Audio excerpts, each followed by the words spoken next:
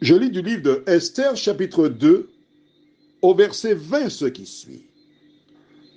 Esther n'avait fait connaître ni sa naissance, ni son peuple, car Mardochée le lui avait défendu. Et elle suivait les ordres de Mardochée aussi fidèlement qu'à l'époque où elle était sous sa tutelle. Prions. Notre Seigneur et notre Dieu, quel bonheur. En lisant ces écrits, nous découvrons combien le rôle des parents est important. Que le Saint-Esprit nous dirige, nous accompagne. Fais-nous voir ta gloire, Seigneur. Nous t'en prions au nom de Jésus pour ta gloire éternelle. Amen. Souvent, des gens, quand ils lisent le livre de Proverbes, chapitre 22, ils retiennent ce verset où il est dit « Instruis l'enfant selon la voie qu'il doit suivre, et quand il sera vieux, il ne s'en détournera pas. » Mais aujourd'hui, tu découvres avec moi qu'Esther, qui était devenue une reine, une souveraine, celle qui se trouvait près d'un roi puissant, Assuérus, qui avait laissé le toit de Mardochée, qui pouvait proposer à son époux, le roi, des lois.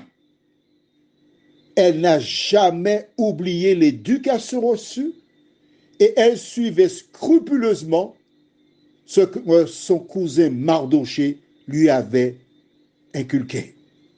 Pourquoi? Elle n'a pas cherché à comprendre. Elle a simplement obéi.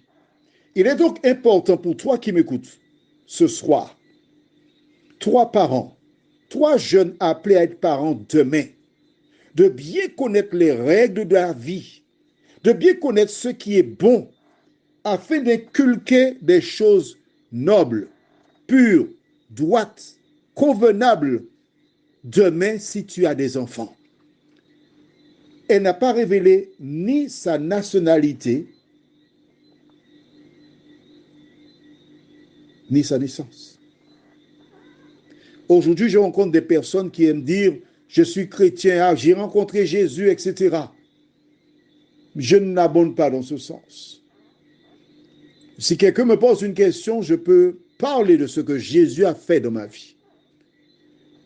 Mais quand on regarde ce qu'Esther a eu comme démarche, nous voyons qu'elle n'est pas trop éloignée de celle que Jésus nous donne. Il a donné un ordre. Qu'a-t-il dit? Vous êtes la lumière du monde. Vous êtes le sel de la terre. Ce dont le monde a besoin aujourd'hui, ce ne sont pas des femmes et des hommes qui disent « je suis chrétienne, je suis chrétien ». Ce dont on a besoin, ce sont des personnes qui par leur vie, leurs paroles, leurs actions, leur regard, leur empathie, l'amour fraternel révèlent que Jésus habite en eux. Qu'en est-il de toi? Esther, c'est parce qu'elle avait reçu une éducation, parce qu'elle appliquait ce qu'elle avait reçu, qu'elle était belle.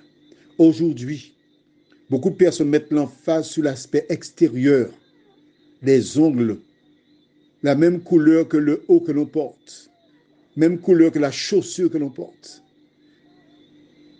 le corps. Mais Esther, certes, elle était belle, mais la véritable beauté d'une femme, c'est son caractère. La véritable beauté d'un homme, c'est son caractère. Ce dont le monde a besoin aujourd'hui, ce sont des femmes et des hommes qui sont des poteaux mitants pour Jésus. Prions, notre Seigneur et notre Dieu.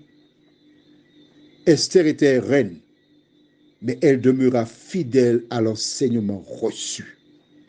D'aider chaque parent à avoir du temps pour éduquer ses ou son enfant. Ne pas laisser les enfants devant le téléviseur, qui n'est pas une école. Car ce n'est qu'ainsi qui pourront demain voir des citoyens honnêtes qui font le bien.